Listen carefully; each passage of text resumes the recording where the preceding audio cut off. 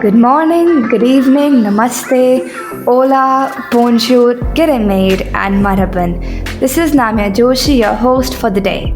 Welcome to episode 54 of the podcast Each One, Teach 10, An Amazing World of STEM, an inspiring venture where we'll be discussing that STEM is part of every day for every kid. We all will learn together how to build a STEM culture. Today, I'm honored to have Mr. Amitabh Sharma, a seasoned educator, skill developer, master trainer, project implementer, thinker, go-to-market modeler, innovator, public relation expert, and avid philanthropist, especially committed to women empowerment. It's my honor once again to have you here, Mr. Amitabh. So, how are you doing today? I'm doing just great, Namya, and even better, looking at you so inspiringly. Thank you so much. And our audience are eagerly waiting to know more about you. So, can we have a short introduction from you for the audience? Absolutely. So, just to begin, first of all, I really appreciate Namya's initiative when she reached out to me a few months ago to record this podcast. And I was enthralled by the kind of attention that she is seeking and getting from worldwide. She just told me that she is being covered and mapped all across the world. And I'm so proud of Namya. So more power Thank to you, you. sir. Thank you. As far as I'm concerned, I'm a storyteller. So maybe my answers will hit the point or relevant, but they will go all around. So my origin is from India and from the city of the Taj Mahal, if audiences around the world can relate to that. And having been raised and lived in India for good probably 40 years, I started off with BSc honors in physics as far as education, then moved to MBA, Master of Business Administration. Then I did my law degree and finally my PhD in marketing. And my career wise, I started off with oil and gas, having worked with Indian Oil and then Gas Authority and Bharat Petroleum, which was Burma Shell. And then when I touched about 40 years old, I decided to quit being an employee and went into personal pursuit. So I ventured into entrepreneurship and started a computer company in India, ran it for 4.5 years, and then an opportunity arrived where I had occasion to come to the US. And this was in 1992. I lived here for 7 months, got so enthused that I wanted to come back. And so from 95 onwards, I'm in the US for the last 27 years. I have run effectively two IT companies, Asterix Consulting and Aspire. And 7 years ago, there was epiphany, if people understand some inner voice as to why I am existing, what is the purpose of my life, and so on and so forth. So overnight, I turned into philanthropy and I said, okay, enough of wealth generation. And believe me, audiences across the world, there is not so much bliss in earning money what it is in giving back to the community. So for the last 7.5, 8 years, I've been totally committed to giving back. And my way, or maybe unique or otherwise, of giving back was not just about money, but my time, my energy, my enthusiasm, my initiative into education. So I felt worldwide there is need to transform our Indians or schools across the world from conventional ways of learning into innovation labs. So I struck upon the idea of bordering my giving back through science, technology, engineering, math, STEM, which is primarily the basis of our podcast today. So it so happened that because I'm from India, I said, hey, Indian children have incredible talent, and we have a wonderful history of innovation and invention and discovery in India. If everybody knows about the discovery of zero from Aryabhatta, or binary, or modern surgery, Charak and Shushruth.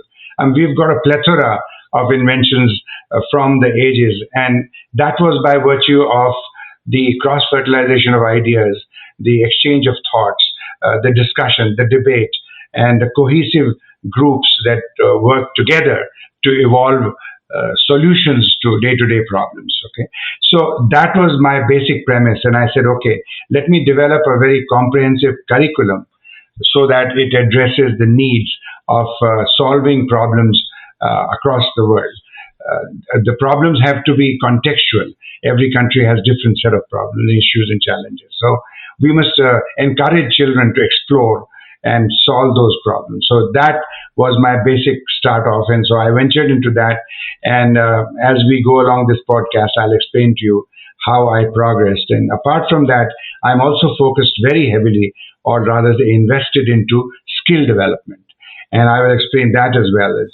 Skill development also is about developing the potential to be meaningfully engaged in life. Okay, I believe that the pursuit in life should not be focused on money or wealth or earning. It should be focused on purposeful life. Find a meaningful purpose which is of value to you and value to the society. So I have developed a very comprehensive skilling model, which I am kind of expanding or reaching out to the whole world and saying, hey, this is a unique model, and it is addressed to school students. And I'll explain why. And finally, I'm dedicated to developing the museum, or the India Heritage Center, developing culture, heritage, and bordering on how we can espouse value systems across the world. Because Indian heritage is Vasudhaiva Kutumbakam. We embody the entire world as one family. And so I want to perpetuate that feeling by doing this India Heritage Center, starting in US and then kind of cloning or replicating it at other locations. So this is about myself. I am from an education background. My wife is a PhD in child psychology. I have a PhD in marketing, and we are educators. We run a non-profit center in India where we teach 116 poorest of the poor children from the underprivileged community. So my life from here on out, I'm very young. I'm only 69. I've got to live 115 years. I've got a lot of fire inside me, and I will continue to devote and dedicate myself to the cause of uplifting education, but education with a difference. So my motto is educate to innovate. Education devoid of innovation, devoid of creativity, devoid of critical thinking is meaningless. And I think the world has enough potential to be able to explore more. And with all the new, the Sustainable Development Goals, SDGs of the United Nations, 17 of them, the fourth goal borders on education. And I think that innovative education is the key that we should all explore. So here it is. This is the whole package that is in front of you today. Thank you, Namya. Thank you so much. So that's really significant, listening to you from an employee to running your own ventures, becoming a philanthropist overnight. And then, like you mentioned, it is important to give back to the community with your full passion. And I totally agree with the point when you mentioned that there's a need to transform Indian schools. And we need to explore more. You mentioning about skill development and having a purpose. That reminded me of this book that I have read, Ikigai, that is your purpose Yes. in life. And totally agree with the point about having cultural heritage, so that we have a value system to show that everybody around the world is connected. And that's really great to know that you've been able to teach underprivileged people and educate to innovate with the SDG 4. Totally agree with that too. Because if SDG 4 is achieved, all goals can be achieved. Yes. Right, sir. So you've had a variety of experiences. How did you come to choose this STEM field? Great question, Namya. So it so happened that when this epiphany happened, one early morning, it was about 2:25, I remember, in the morning, and I woke up. I was not stressed or tense. I just had this inner voice say to me, hey, listen, enough, you stop whatever you're doing and turn to philanthropy. And so when I woke up in the morning, I spoke to my wife, and she said, "You are one of the lucky people, because in this life, most of the people are bereft or devoid of a meaningful life after they have earned their living and all that, comfortable." So this question has dawned on you, and I said, "Okay, then where is the answer?"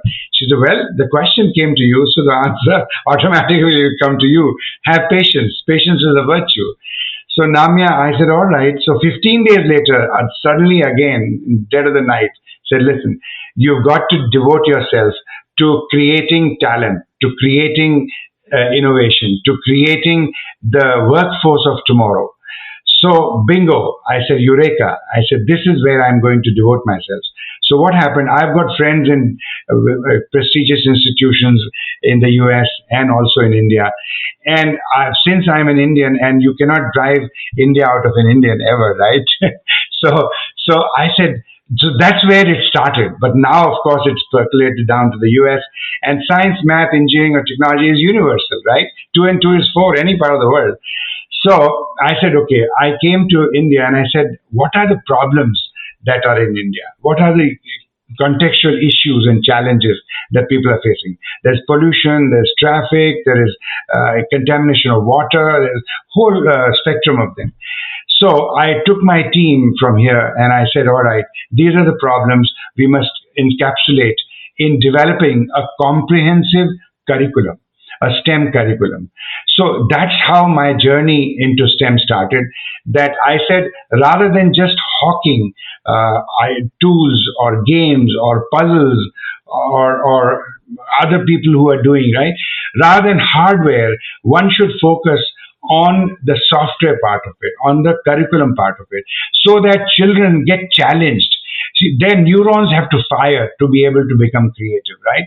If you Namya, if you give a child a problem and then a 10-step process of solving that problem, then the child is just following those steps. The child is not exercising his or her brain, right? What we should do is we should delve or push the child, like you push a small child into a swimming pool, right? One way is you catch hold of him and you say, hey, now you learn. Other way is to make him jump, and then he will strive and pull his. So the child will get confidence. The child will become capable. The child will become strong and forthright to solve those problems, right? And face challenges.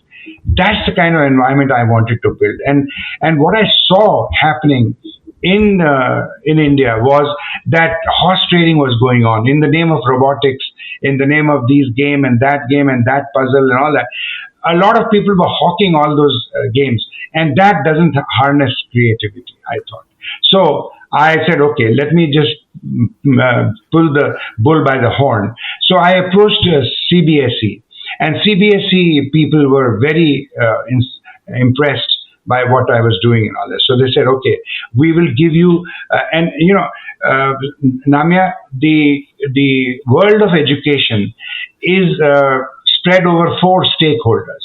You have parents, you have students, you have teachers, and you have the policymakers or the administrators or the owners of the school system.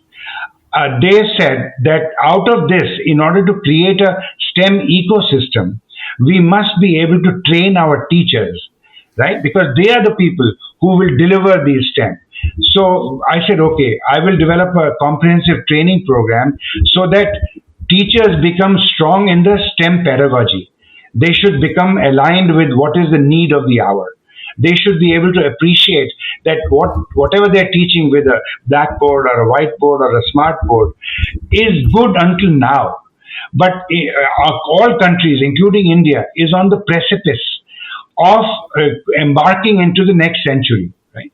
And in order for India specifically to regain its power of scientific glory, or that place, or that realm, we must be able to then change our strategy.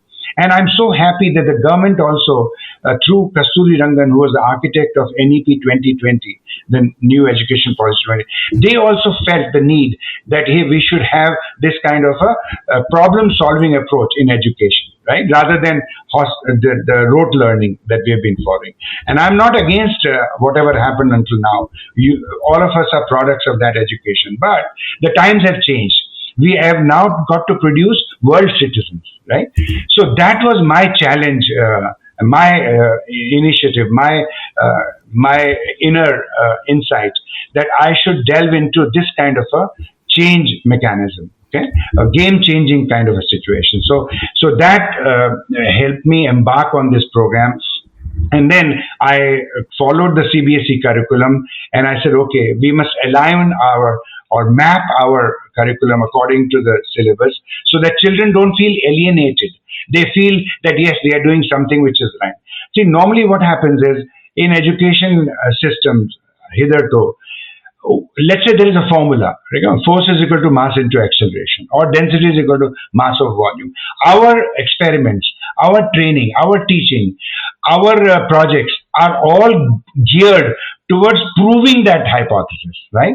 So there is a formula and we prove that. While as in developed countries, especially Israel, Germany,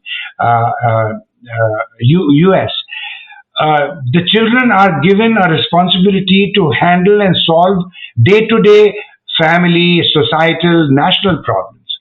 And that's how youngsters, fourth graders, fifth graders, sixth graders, they handle radioactive materials, they handle isotopes, they handle mechanical, medical equipment and all that. And that's how you germinate the urgency, the tenacity to think out of the box, to think critically, and then to find solutions. So that's how, the answer to your question again, how did I come to choose a STEM field? This was my calling, as you say.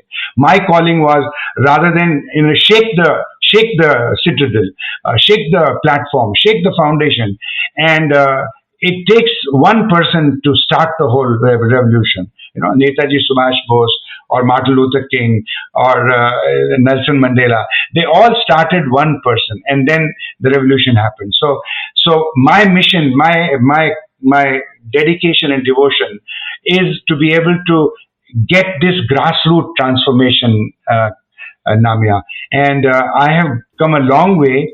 People are now endearing. Will you be surprised? Even in the United States, where the STEM field evolved 2.5 decades ago, the actual authentic, when I say authentic, I mean really authentic STEM, has not precipitated still. It is only very marginal. About 18 to 22, 23% only has but there's a lot more work, and I'm wired very well within the STEM community within the United States. And you know a few people. Jeff is one of those people. He and I talked about you first, and then I reached out and all that. So we have got this entire community of STEM passionate people who are trying to then embark on this journey of changing the whole way people are thinking. So I think I've answered with a variety of experiences that I have. And see, my oil and gas experience, my IT experience and all that gives me a broader horizon to think constructively into developing a STEM curriculum, even training teachers. So today, Namya, I'm being approached by teachers from across the world, from South Africa, from Namibia, from Angola, from Singapore, of course, from India, and allow us to get trained and certified into STEM. So we are doing that. We are engaged in that. Plus, we are engaged into school systems. We are engaged into creating centers of excellence. I have just started or launched Center of Excellence in Kolkata 3 months ago, and that they are doing well. They are private entrepreneurs. I'm starting one in Gurgaon. You know Gurgaon in Delhi. So I'm starting one in very soon there. Noida, we are starting one here. We are doing training for teachers in Washington, D.C. We are doing training in Guyana, in Trinidad and Tobago. So all this is happening because of my passion to serve the cause of STEM. That's really very influencing listening to you, sir. That it was just starting with the inner voice. Then, like you mentioned about miracles, I totally believe in this thing that miracles happen to those who believe in them. And Sure. patience surely is the key. And then, when you realize that devoting your talent to helping people is what you have to do, listening to you, that you focused upon the problems in India, took your team, and then started with creating a STEM curriculum rather than the hardware, focusing on the software is what matters. And then I totally understand the point that it's not like just when you have to give the problem and solution exactly at the same time. We give the problem to the students and let them find the solutions, because that will help them a lot to create a strong intellect, and those skills would what help them a lot in their life ahead to actually use them in the real life situations. And the point about training teachers is of the utmost importance so that they can be aligned with the need of the hour, like you mentioned. I mean, you came upon the NEP 2020. I truly believe it is one of the biggest highlights in the Indian education industry till now. And that's how we need change so that students can, learn how to try in their own way and then become the change makers too, because when they'll be able to think out of the box, they will learn different ways to actually apply that. And in the end, like you mentioned, like shaking the platform, because we just need one person to start the revolution, and that totally is a ripple effect, that just one drop of ripple can bring change in society. Right. Absolutely right. Right, sir. So the theory and use of STEM pedagogy have advanced significantly throughout the world, and there's tremendous potential among those with ability to offer original solutions. So, what does Atlanta STEM Academy of USA focus upon? Okay, so great. So Namia, what we engage in is like I said, we have developed a community of STEM, committed STEM leaders, and then we have a regular interface with them. We have conferences and webinars, and we kind of organize these across the world. There are people from India, the Goenkas, and the other groups. Lots of groups have reached out to me. We have conducted those. There is Alcon Public School in Delhi. They have organized several programs. So what we do, STEM Academy of USA, based out of Atlanta, is whether it is India or America or any other country, we encourage STEM enthusiasts to come to a common forum or a common agenda platform. And then we say, hey, rather than going about beating the bush and trying to see small marginal changes in the conventional or traditional way of learning, no, no, no. The revolution has to happen from within. So start off with the authentic STEM, meaning that you allow the children, first of all, you identify the challenges, identify the contextual issues, and then allow the children to dabble with those. They may or may not find solutions, or they may find different solutions. But it's fine. Different solutions is fine, because only when you brainstorm with these, for example, the teaching of management, or the teaching of law, or the teaching of medicine, all that prevails or circles around discussions, case discussions, right? That's how you exchange your ideas. That's how you kind of come onto a consensus that yes, this is the formula. So I am reminded many a time of people such as Gitanjali Rao. You have heard about Gitanjali Rao, Namya? Have you? Okay. So Yes. Gitanjali Rao, 11-year-old, right? She was on the cover of Time magazine as the innovative child of the year 2 years ago, 3 years ago, right? And what happened? She was seized or totally engulfed with solving a problem in Flint, Michigan, in the United States, of contamination in water, right? So there was lead in water, there was arsenic in water because of the corrosion in the pipes. And so she said there should be a very small kit that she should develop. So as a product of STEM, she became engaged in a multidisciplinary or interdisciplinary solution. She merged chemistry, she merged architecture, designing the whole thing. She merged cryogenics, and she merged Bluetooth and developed this kit. And the kit started off being expensive, and now it's very, very cheap and economical. So every household can afford that kit to test the water that they're drinking. See, water is so important for human life. So this is a kid, 11-year-old, 12-year-old kid, totally committed or capsized with finding that solution to the problem, burning issue, right? And she did. And there are a whole host of people. The founder of email, now, what is his name, Annadurai or some, he's again an Indian, of course. Somebody from the US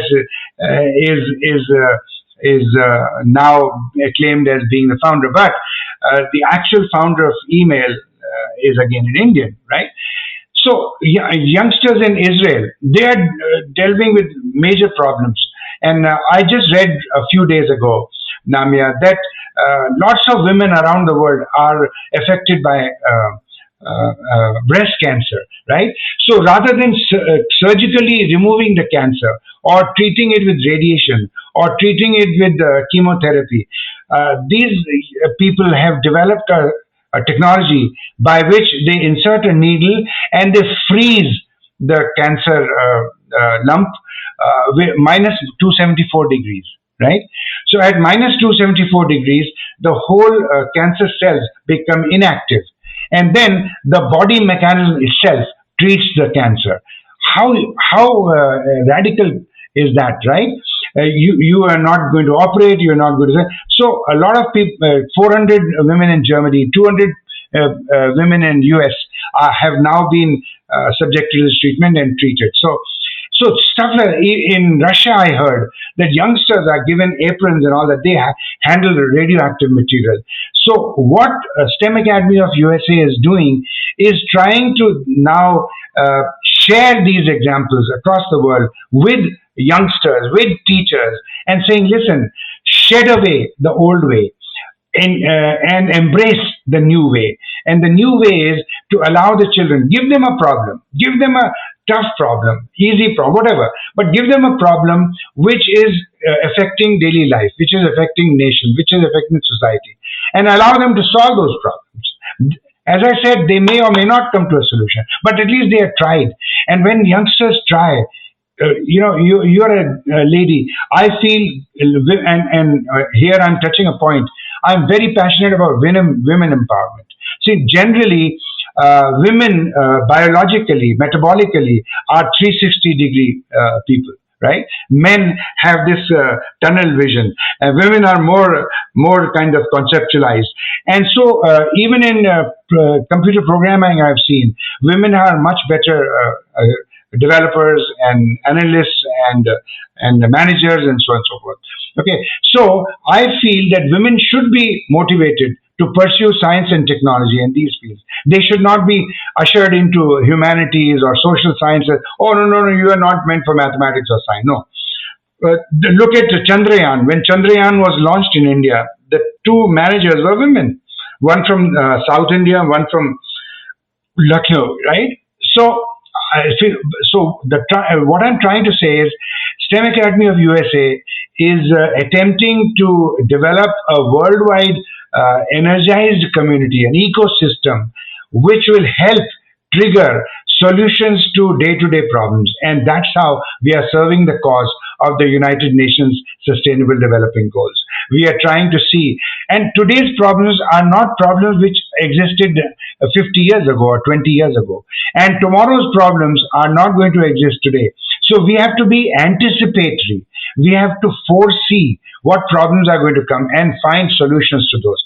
The biggest problem today we have is climate change, right? Every year, I just read yesterday that the temperature in Pakistan and India and the Southeast will increase radically this year. So what we have been facing, the extent of heat in July or June will start happening in late March. So children need to address this. And trust me, children are very, very innovative. The development of brain happens most when a child is between 3 and 6 years old, right? So I feel that we should inseminate this idea of endearing STEM at that young age. And so STEM Academy of USA is totally committed to that mission. That in young age, in the elementary age, in the middle school age, only that age is the prime age. That is the main target age group where we should address STEM very effectively. And STEM Academy USA is doing a Herculean job in trying to address that. So that people don't feel, oh, STEM can be done when you are in a undergrad or in high school. To my mind, yes, it may be effective, but it is less effective. We should make a creative mindset, as they say, in a younger age.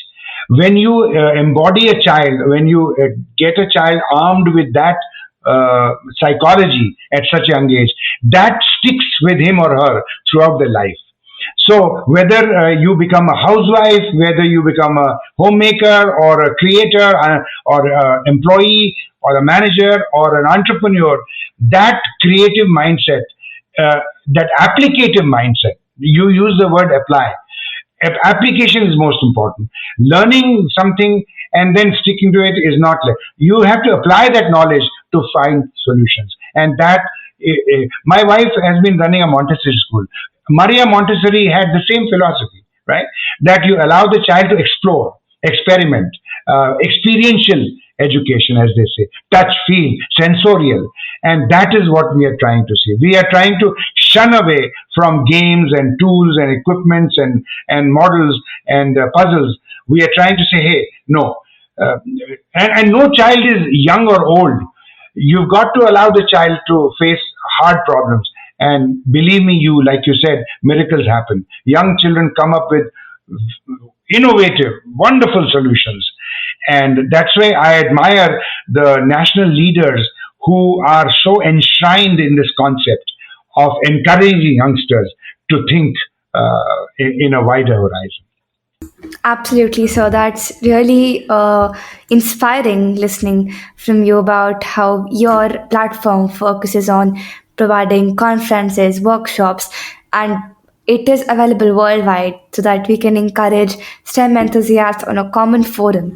And like you mentioned about starting with authentic STEM, wherein we're empathizing, defining, ideating, prototyping, and testing it out. And you mentioned like young change makers like Gitanjali Rao are a pure testimony to creating things with STEM.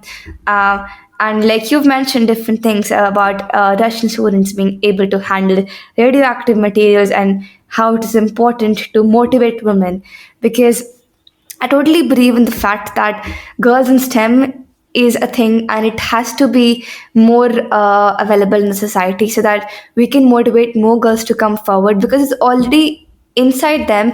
They just need a little bit of motivation to come forward, as it's scientifically proven they're more creative. And if they have the motivation, then they can come forward in the field, break through the ceiling, and then create wonderful things.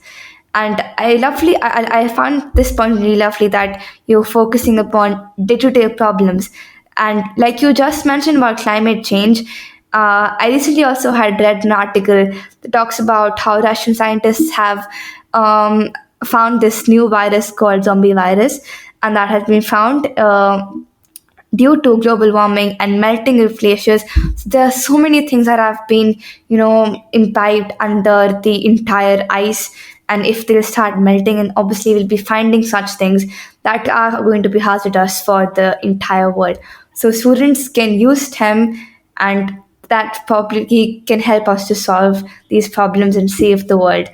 And lastly, like you had mentioned about STEM being incorporated at younger age is really vital. Like I can give an example right here, sir, that we can see like when STEM is not just like when we come to more of side of coding, it's not just like is there as a proper thing that is done after grade 5. It's done when we just at a younger age, like when we're doing some Yeah. science activities, or like creating tea. So there are certain steps that have to be followed, and they have different kind of steps. So when we come to know about steps, we can combine that as coding. I've been learning that from a young age. Similarly, STEM is done at a young age too, and that is total testimony to experiential learning, like you said. Absolutely right. You're right on the money. Yeah. Right. So, my next question to you is, how does STEM curriculum compare to the academic curriculum, if at all? Okay, wonderful. You have touched the hornet's nest. Many people are not going to like what I say. So, what we do in normal education or in an academic curriculum, that we study in isolation. We study in those ivory towers. We study in separate sections. For example, we are learning physics. Okay, so we learn physics theory, and then we go and do a practical of physics, right? Chemistry, zoology, botany, math, or whatever else, humanities. So we study in different silos, right? While as a STEM or any solution in the world, regardless of the environment, regarding the atmosphere, all the solutions have to assimilate or kind of coalesce into a multitude of disciplines. So STEM is something which brings so many disciplines together. That's why we call it STEM is interdisciplinary or multidisciplinary. And I'll give you an example. We just talk about Gitanjali Rao, but let's talk about these two women who handled Chandrayaan. So some person asked them, listen, how did you effectively become so good managers that you were given the responsibility of Chandrayaan? And the answer was, listen, if we were only doing physics or doing cryogenics or chemistry, or we would have failed. But we integrated all the knowledge that we have, and then we designed. So we were good mechanical people because we had to design this properly. We were good architects. We were good scientists. We were good mathematicians, and then we integrated all this knowledge and then developed this entire launch formula, right? And that's how this began. And this is relevant for any solution in the world. So the essence of STEM is that it brings together holistically a lot of information, a lot of knowledge, a lot of data points. And today, as you know, information is power. So you have information from many sides. Now, you alone may not have the propensity or the capacity to be able to address every solution. So that's how you have team. So it's a team environment. It's a team building. It's a team spirit that generates the idea of solving real life issues. And that's the reason why I feel that the classroom of today or tomorrow has to be a collective classroom, has to be a collaborative classroom. By collaborative, I mean that, hey, one style of learning is a theatrical style of learning. The teacher is there in front, and you have all the students facing the teacher, and the teacher has this blackboard, whiteboard, smart, whatever, and then or the computer screen, and then you are learning. Instead of that, you need to have this cohesive collaboration. So you have a classroom of 40 children or 30 children, and you create groups of 5 children. And so you have 6 groups in 30 children, and those children are talking and discussing amongst each other the problem that we get. So they are exploring, they are discovering, they are in the process of exchanging their thoughts and ideas. Like you said, ideation that comes out of that, right? So you have different, and in normal parlance, let me give you an example. So what we do. So let's say a teacher conventionally is teaching Archimedes' principle. Archimedes' principle is about flotation, okay, buoyancy or surface tension, rather. And then she says, okay, this is the formula and this is how it is, and iron ball sinks and a large cruise ship floats and blah blah blah. Okay. Rather than that, we say, okay, children, today we are going to learn a wonderful concept. All right. And so we give these children very rudimentary materials or tools and stuff like that. Okay. Some cardboard and some straws and stuff. And we say, okay, imagine. So it's all about storytelling, right? So you say, hey, imagine today that there is a cloud burst or there is a flash flood, right? And your entire school where you're studying is inundated or submerged with water. Now, you as responsible citizens are having the obligation to ferry yourself and your friends to a safe place. How are you going to do it? So now you have given a genuine problem. So floods happen any part of the world, right? It can happen in a school, it can happen in a village, it can happen in a colony, a neighborhood, right? Now the children split into groups and they are discussing. They are introspecting, right? They are coming up with ideas. What should we do? Should we create a boat?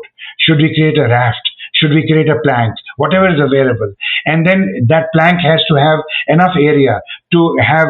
So then we give them, let's say, pebbles or marbles as representative of human beings, right? And say, okay, so your plank, your boat, your raft, or whatever you construct, how many can it carry? How many friends? And so then the children understand, okay, for this much surface area, the surface tension is so much, and density of water is one. So if the entire mass is greater, then density is equal to mass of volume. So it will sink. So then children understand the concept. Now, fast forward, Namya, if this child or this girl or boy becomes an architect engineer, town planner, or a normal citizen, or anything, or he or she is faced with this kind of a situation, 20 years hence, 30 years hence, they will remember what they did in the STEM class, right? That, okay, we have to have, so we give them this rudimentary, they construct all the material, and then this thing sticks in their mind for lifetime. So that is how, when you apply your knowledge, rather than proving a hypothesis, you apply that concept towards finding day-to-day solutions to problems, to day-to-day solutions to day-to-day problems. Then that is the difference in STEM. So, answering your question again, in the academic curriculum, we just want to prove that formula is correct, and we work towards that. While as in this, we have application. You apply the knowledge to finding solutions.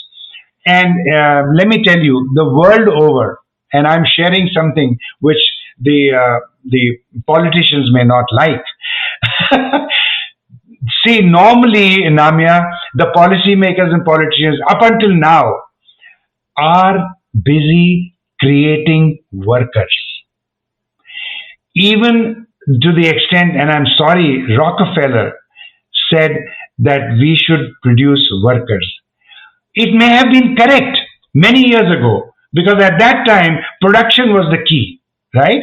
You produce more stuff, you build the economy, you build the wealth in the family, you develop the whole society. That's fine, but not today, not tomorrow. Tomorrow and today, we have to cease to produce workers. And please remember these lines.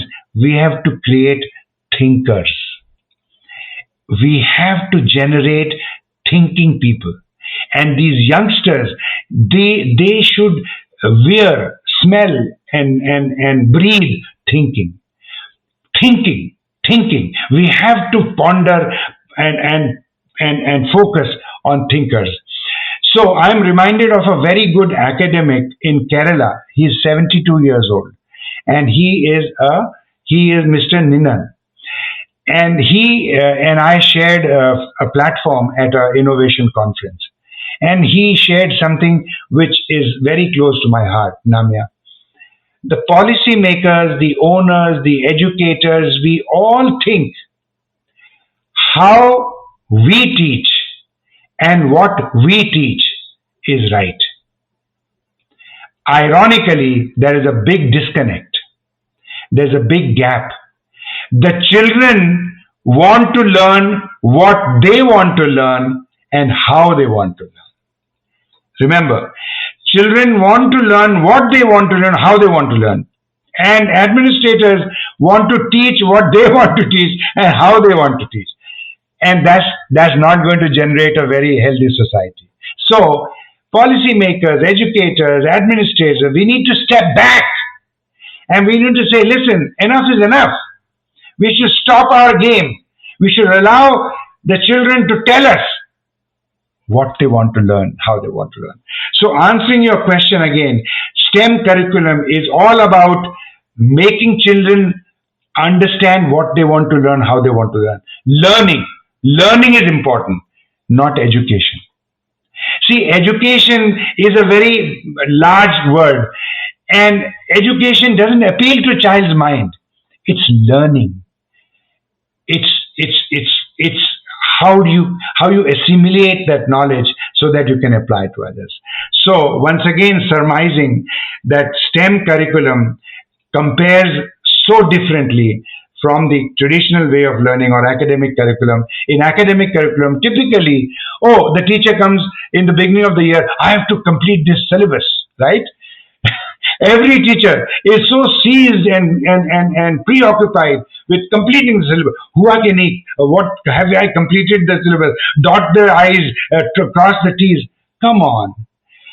Today, good governments are moving away from this, right? And they are saying, allow the child to, if a child is good in space knowledge, or the child is good in chemistry, let the child do the chemistry, not burden him with a big bag and full of books and unnecessarily.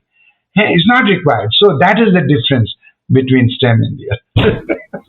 I totally agree with that. So it's so substantial, like you mentioned about STEM, that can be incorporated anywhere.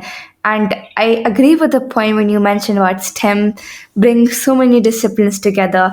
Information is power. Team spirit is important so that we can work upon real life issues.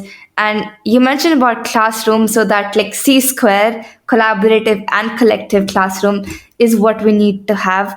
STEM is storytelling. And when you mentioned about like, if you know the formula, you don't know the application, then there's nothing that we've done.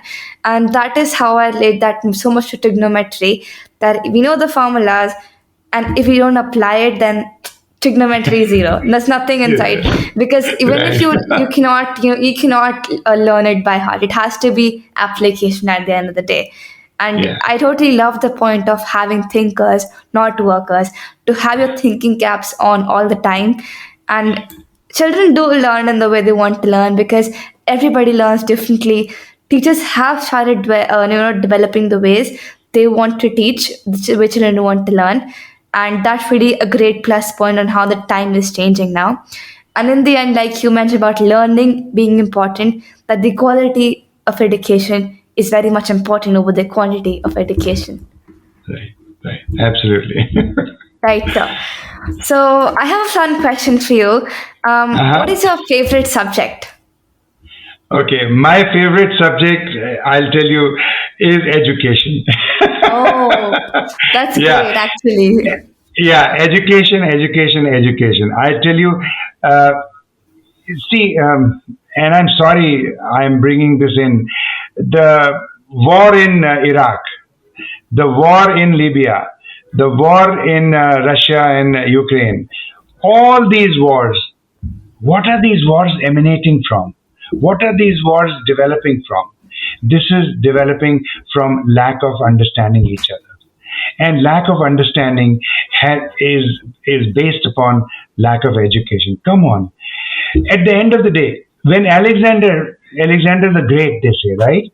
When Alexander died, do you know that he shared this, that my hands should be kept like this, so that people the world over, when they see my funeral or when they attend my funeral, know that I am carrying nothing, right? So, when this nation is trying to usurp a territory, a geographical territory, what worth is that? It's just a piece of land, right? Right. You be happy with, and this can relate to human beings. This can relate to societies. This can relate to nations. That one should be satisfied with what you have. Do the best you can. This is a small, like they say, God is a tour operator, and we are all tourists, right? But we forget, Namya, oh, we are here for posterity. We are not here for posterity. We are not immortal, right? We have evolved. We will perish. So in the Indian ethos, we say, hey, there is this, there is Brahma, and there is Vishnu, and there is Shiv, the Trinity. You get born, then you sustain, and then you perish. You dissolve, you go away. So likewise, you've seen empires fall. Empires, the Roman Empire, very strong. nowhere existing today, right? The German, all that Holocaust and all that, it never it could sustain. It just went. So I think education is so important, and big problems. Like they say, war. Our Jaishankar, the foreign minister of India, said that war is not the solution.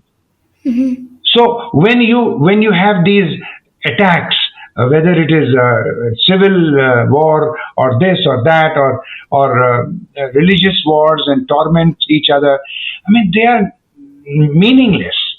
And I think education is the base. Education is the key. If we sit back, okay, I'll give you an example. Steve Jobs, the founder of Apple, got fired from the board of directors, right? And guess what he did? He came to India. Did you know? The Facebook Mark Zuckerberg came to India. Did you know? And when Steve Jobs came here, he lived here and he stumbled upon a book called Autobiography of a Yogi. If you have not read that book, Namya, you should. And you should encourage other viewers also to read that book. And that transformed Steve Jobs' life. Autobiography of a Yogi. And what he said, insight, our Gita, Bhagavad Gita. So insight is most important. And what happens, how does insight develop? Education. You've got to be able to understand each other, understand family members. A lot of divorces happen. A lot of bad things happen in families and societies. Lack of education. Hey, listen, this is all transient. We are temporary. Nobody is here permanently. So why affect the other one? So coming back to your surprise question, education. And guess what? My father, and I'm bordering on something different. My father was a Hindi laureate. He authored 56 books. Oh, wow. He lived only 58 years, very short lifespan. But he was a critic, he was a writer, he was a poet. And he was a professor of Hindi in Kurukshetra University. He's the head of the department. Okay, and he always used to say that Amitabh. He used to tell me, Amitabh, never ever leave education. And I used to say, oh, education is good for you. And my mother again was an educationist. She was triple masters, a PhD, a D.Litt in Sanskrit, and a Vedanta scholar. Okay, and she always used to say the education. And I used to, in the earlier days, I was one of those profession-minded, career-minded, and away from education and all that. But I guess it's a full circle. So when I started from my DNA, my genes, and I've come back to education, and I feel very, very strongly. And so you will, at this point, let me share some good things with you here. I have started 3 scholarships already. One scholarship I have started in my name for an innovative young woman in National Institute of Technology, where a young lady who is good academically, merit, and also needy. So merit come need. And the president of India, Mrs. Murmu, was just in a convocation in Kurukshetra, and she, in that convocation, this award scholarship was bestowed. Okay, so that is the problem. And once again, it is geared toward women empowerment. It is going to a lady who is needy and intelligent and thinks out of the box. So that is mine. In my father's name, I have started again. This is all to encourage and inspire and motivate young ladies to do better, because we need to bring ladies into the fore in public society. Because if you empower one lady, then you empower a whole family and a society. So that's my basic ethos. So, and then I have started another scholarship in my mother's name. So one in my name, one in my father's name, one in all education oriented. And then I'll spill the beans today. I'm going to create a corpus next year, early next year, and that corpus will award 5 very heavy, high monetary value scholarships on creativity in women, and those will be all over the country. So that's what I'm doing. So again, emphasizing that I am fully devoted to education, and whoever is the viewers on this podcast, please, I will encourage them, uh, lay some more impetus, lay more emphasis on education, education, education. Crime will be curtailed, unrest will be curtailed, wars will lessen, and society will be a happy, and the world will be a better place. That's so beautiful, sir. I totally agree with whatever you've said, and it's really touching that you're working upon a scholarship for girls and women in STEM. And like listening to you right now just reminded me of these two things, that life comes from earth and life returns to the earth, and education breeds confidence, confidence breeds hope, and hope breeds the peace. That's right. Absolutely. Right, sir. So we were talking about coding, like when we had the question about STEM. So, like coding and software development are a part of full STEM education, and students like will benefit from receiving instruction in these technical areas. And learning how to program is something that almost anyone can do now, and the benefits are very extensive. So, do you love to experiment in incorporate coding in STEM? The answer is yes, and there is a reason. Logical thinking is so imperative, and it is very succinct, that when we encourage people into STEM, that they understand that in the entire life you have to have logical thinking, and so coding encourages and stimulates that faculty in a person's persona, in the personality, that throughout the life, then they become okay. If this is so, let's say they are facing a problem, and they want to find a solution to the problem. You've got to lay down the facts. You've got to lay down data points, and then you have to logicalize them. And that's why coding is very, very critical to developing a mind which can think rationally. So I am driven to the point where you have this big data, right now, data modeling, data analysis, data crunching, and data gathering, and all that. So all that is based upon logicalizing your decision making. So whether it is corporate life or it is day to day life or all that, we've got to allow people to think in that lines, to think logically. And my short answer to that is, the answer is yes. Creating coding as a habit allows people to logically think in life. Yes. Absolutely. So, logical thinking and coding in real life is actually important. Right. So, coming upon my next question to you is, why embracing authentic STEM is imperative for policymakers, administrators, teachers, students, and their parents as well. So, as I have said earlier, and I reiterate, tomorrow's problems are multifarious, multifold. We have global warming, we have cyber wars, we have there are attacks on your computers and stuff like that, and all that, and we have pollution problems. We are having flooding problems. We are having earthquake problems. All these problems are rising, and so it is so critical. It is so important. It is so significant that children should be come abreast with these problems. And if they don't come abreast at a young age, then they will lose their temper. So scientific temper is what is on. So I'm not saying that hey, every child is good in math or good in science. A child may be in humanities, a child may be in ecology, a child may be in environment, a child may be in marine biology. So STEM is not only about that. So I say STEM has now evolved into STEAM: science, technology, engineering, arts, and maths. Why? Because everything that you conceptualize, something has to be put on paper. And that's where arts comes into play. That's where the thinking beyond the science, technology, engineering comes into play. And so, in order to embody a child, in order to prepare a child from the beginning. Hey, listen, these issues, these challenges, these problems are coming, and you need to be prepared today. Although, if we don't do that, then we are failing in our duty. And I think the policymakers, the administrators, the principals, the teachers, and parents are all in it together.